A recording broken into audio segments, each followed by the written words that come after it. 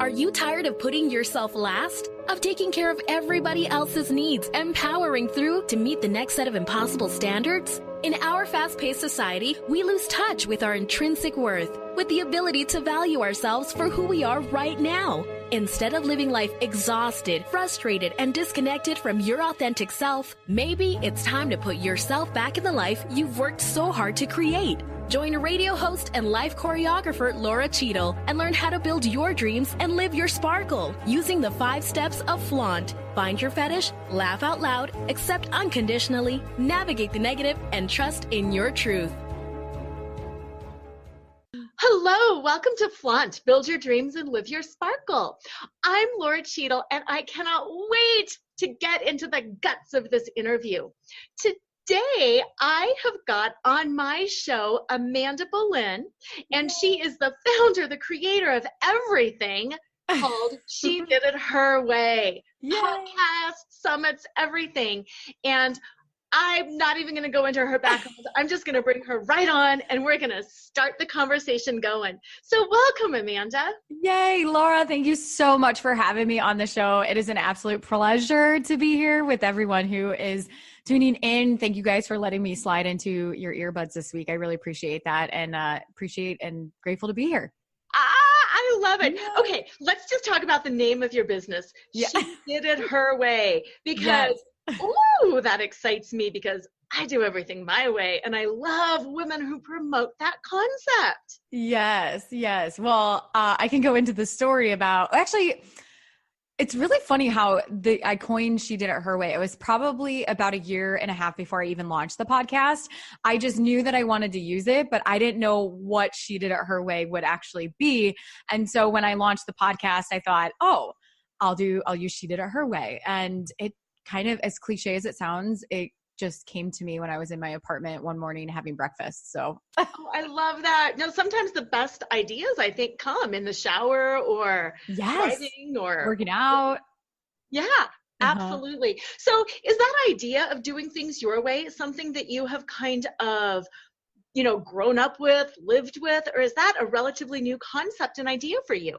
It is. It's definitely been in my DNA and my blood since I was born. Maybe it's partly middle child syndrome. If there's anyone is a middle child, I'm just kidding. It's not just privy to that.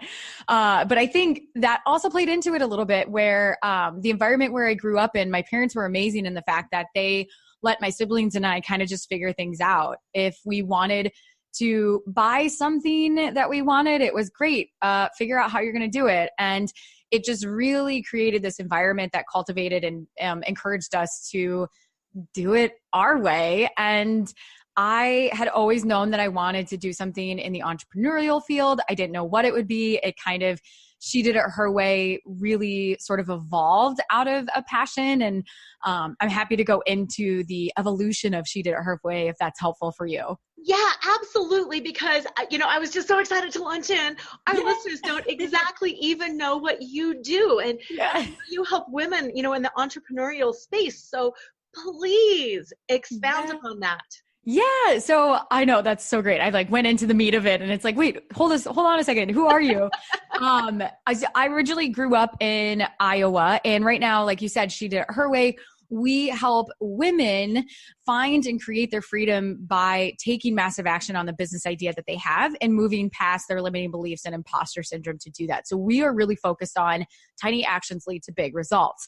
And, but how we got there has been an amazing journey. And for me, when I graduated, I'm from Iowa. I went to University of Iowa. I studied finance and got a certificate in entrepreneurship, graduated, and I got a job at Target in their stores as an executive team leader. It was the best experience in hindsight, but during it, it was a lot of work. And I made a transition to becoming an HR recruiter. And then from there, I had gone to be a full-time freelance subcontractor working on various projects around leadership development, sales training, all that good stuff.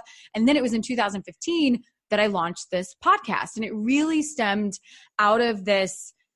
It came from a hobby. It wasn't, I had no formal business plan. And I share that because I think oftentimes people, you shouldn't get discouraged if something is your hobby and you don't want to take it into a business, but also at the same time, if you have something that you're passionate about, that's your hobby, and people are asking you for more and there's an opportunity to make a business out of it, to not feel guilty making a business out of it. Like, we've been trained our entire lives that we shouldn't enjoy the work that we do because we should work hard and show up and get paid and pay our bills.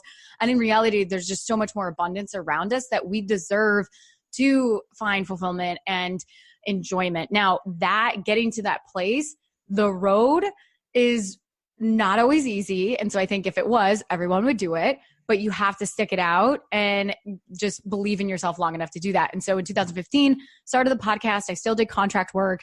And in about 2017, we did our first one-day event. That was amazing. And now we have an annual event, a monthly membership program, and we're getting ready to relaunch and rebrand a course later this fall. So there's a lot of things going on, but it's really like, as a business owner, I've grown so much as an individual. And it's been amazing to be able to interact with so many women across the world and help them get those small wins that lead to big results. So, oh yeah. Now I'm going to breathe. Exactly. There's so much that you said that I love on that.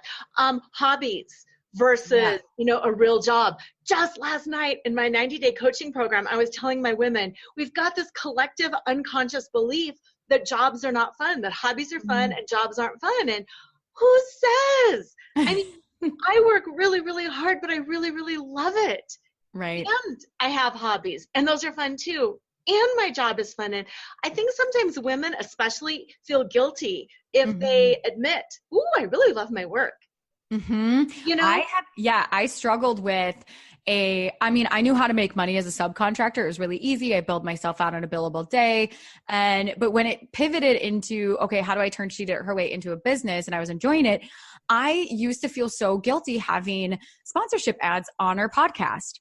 And honestly, it was the frame of reference also with limiting beliefs that I had. And I did a lot of work in my money mindset and blocks, but also reframing it where, okay, I shouldn't, why would I feel bad if I believe in the product or service that is sponsoring the show, which I only say yes to ones that I use or I can vouch for, then why wouldn't I want to share with it? And why wouldn't I want to be open to the abundance that the universe is giving me? And just shifting that mindset was definitely something that I had to. But I see it a lot of getting comfortable with accepting money and raising rates and saying no to things if it's not a good fit. And that whole, I think as a business owner, it's the best thing you can do to grow as an individual, because you have to become so self-aware of yourself, everything that you do, and then just how you show up in the world and in your business.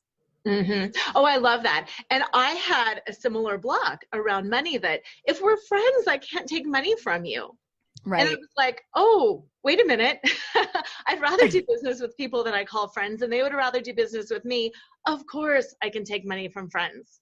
Right. Yeah. Oh, no, absolutely. And it's even too, if you're friends, it's, if it's a one-off call or something, but if you have an entire paid program and they want to get in for free, then it's also, that might be a little bit of a question of, does your friend understand the value that you bring? And it bleeds into this whole other dynamic piece of it as well.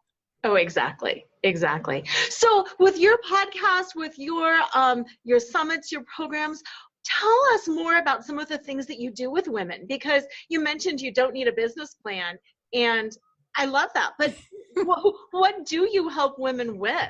Yeah. And to circle back, the business, not having a business plan, I think it's definitely important. One of the things that I would do differently had I started out from the beginning, I think the reason why I didn't create a formal plan or have a lens of what am I going to do is because I was meeting resistance within myself of feeling guilty that I can't turn this passion into a business, right?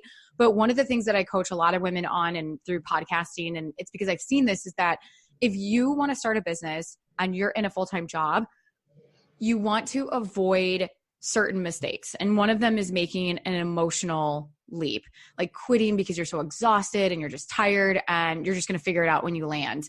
I've seen women do that. And I've seen women who have been very strategic on the steps that they take to get themselves in a position to confidently make the leap. And so I encourage anyone who's like, I want to start a business, or I don't like my job and I know I want to start a business, is to do as much as you humanly possibly can while you have your full-time job, and use that as leverage to really streamline your life, to get very clear on the goals that you want, to get better at time management, and to practice the art of discipline and resisting the urge to not follow through and not do what you said you're going to do, and practice like overcoming that.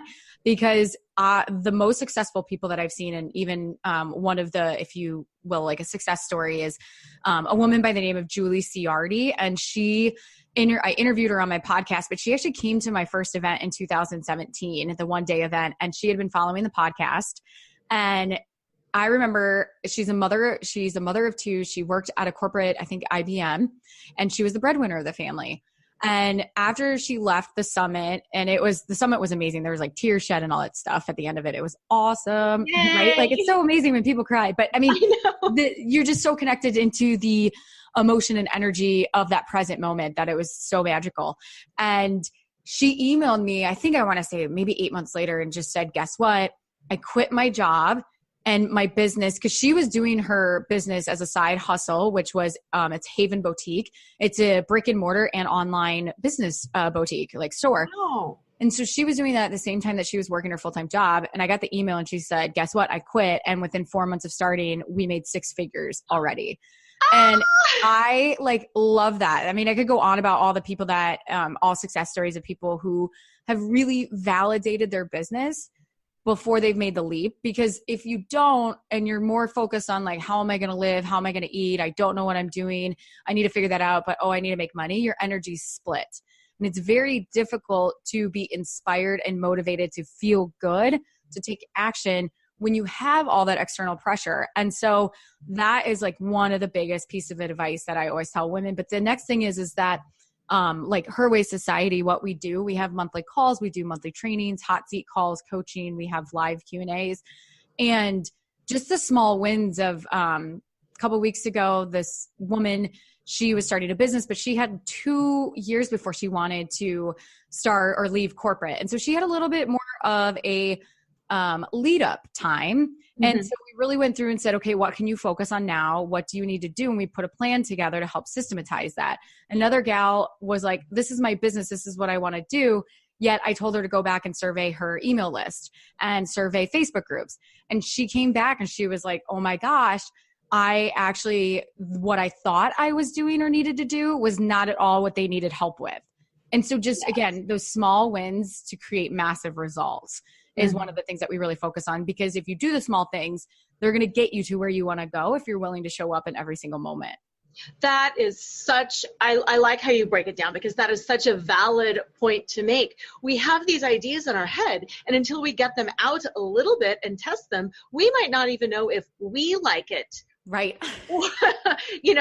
Forget that other people don't need it. Sometimes, I don't know about you, but if you're anything like me, there's things that you've tried and you go, oh, that was not exactly what I anticipated. Yes. Like any products you sell, you're like, oh, there's crickets. Okay. But sometimes it's, when you mess up or you make a mistake or you fail or there's crickets, it doesn't necessarily mean, okay, stop.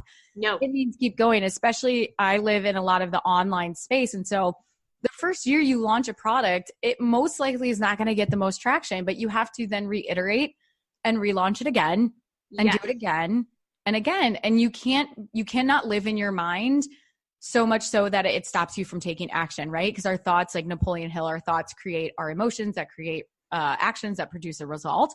And if you already talk yourself out mentally, like, okay, I want to start a business. This is what I want to start, but this is probably why it won't work. And then, okay, fine. What's the use and what's the point of doing it?